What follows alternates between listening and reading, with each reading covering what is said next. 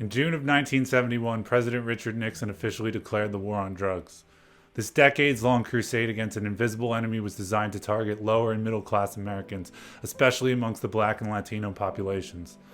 Its expressed intention was to rid the world of a great evil when in reality it created a new one. The war on drugs would cost American taxpayers $1 trillion, resulted in more than 45 million drug arrests, and overfilled America's prisons while failing to reduce the availability, sale, and use of drugs in the United States. And thanks to this fucking ding-dong, 51 years later, we have yet to address the actual underlying issue behind the drug epidemic. That's right. I'm talking about addiction, because at the end of the day, there never was a war on drugs. It was a war on those suffering from addiction. It was a war of attrition carried out on the most vulnerable and marginalized groups of people in the United States. And with the stroke of a pen, policymakers decided to make convicts out of victims. With drug arrests occurring every 23 seconds and drug-related deaths exceeding each previous year, their strategy seems to be working.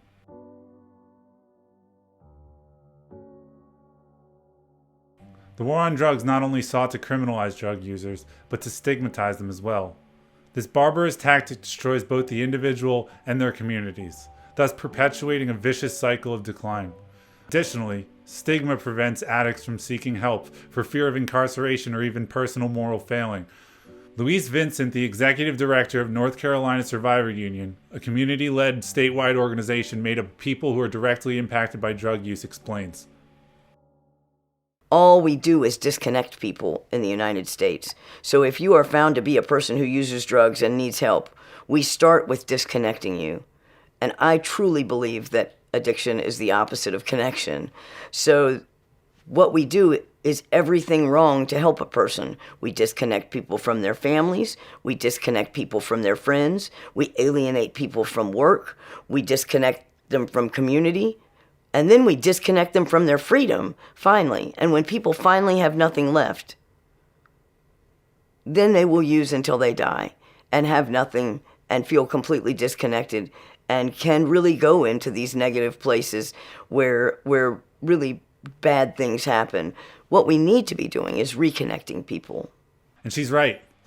Louise is one of many anti-drug war advocates who are fighting back against this corrupt system through a process called decriminalization.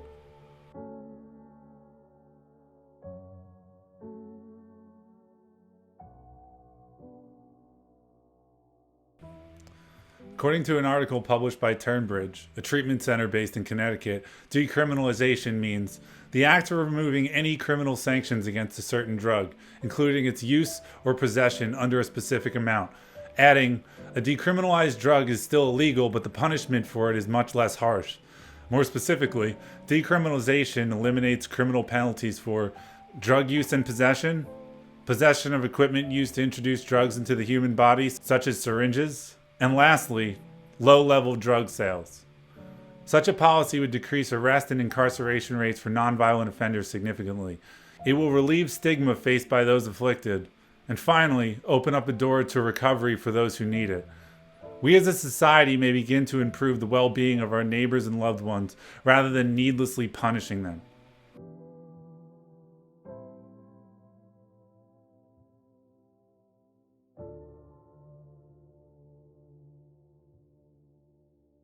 In order to implement a responsible decriminalization policy and effectively reduce harm amongst drug users, we must first demand substantial healthcare reform. Again, the activist and harm reduction expert Louise Vincent explains. We don't have healthcare for all.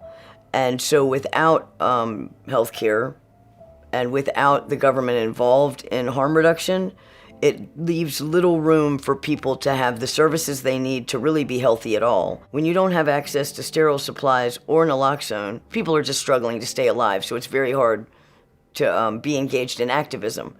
For instance, the state of Oregon passed Measure 110 in 2020, a ballot measure which makes the possession of small amounts of narcotics punishable by civil citation and a $100 fine. When NPR investigated the program a year later, recovery advocates all said the same thing. They lacked the necessary government funding. And the district attorney for Oregon's most populated county, Mike Schmidt, says, sometimes you just need to stop the way you're doing it, to put some urgency behind fixing the systems that need to come into place.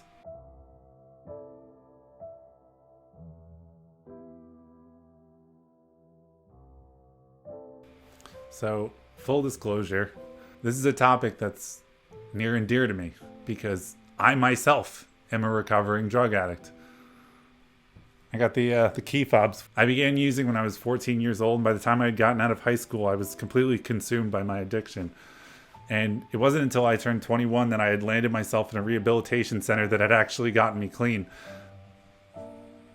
And I've been clean ever since, but I'm one of the lucky ones. Most people are not as privileged as I am to get the sort of resources that I got. And despite the fact that I got clean 9 years ago, I still feel the stigma of being an addict to this day. When people learn about my past, they look at me differently. They treat me differently. Addiction can be a blight on who we are as people. And it's something that we're told we should feel shame for. But I would argue that we as people must move beyond that.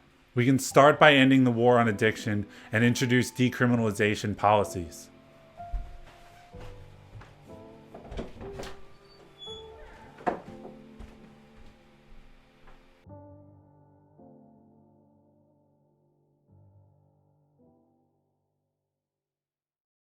Look, I'm not here to debate anyone. There is no fucking debate.